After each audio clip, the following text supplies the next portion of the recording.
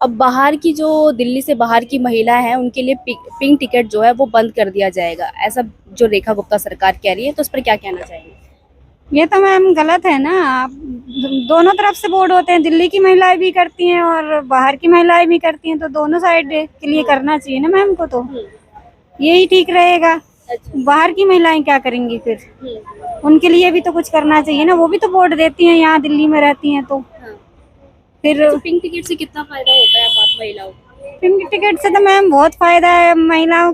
कभी कोई जॉब कर रहा है, कभी नहीं कर रहा। अब जॉब कर रहा है जो, उनके लिए तो ठीक है, जो नहीं जॉब कर रहा वो क्या करेंगी फिर? उनके लिए तो ज्यादा महंगा पड़ जाएगा ना किराया वगैरह। रेखा गुप्ता सरकार जो है, बीजेपी सरकार, वो ये कह रही है कि आम आदमी पार्टी ने इतना घोटाला किया है कि हमें उसे की भरपाई करने के लिए ये जो है रूल लाना पड़ रहा है।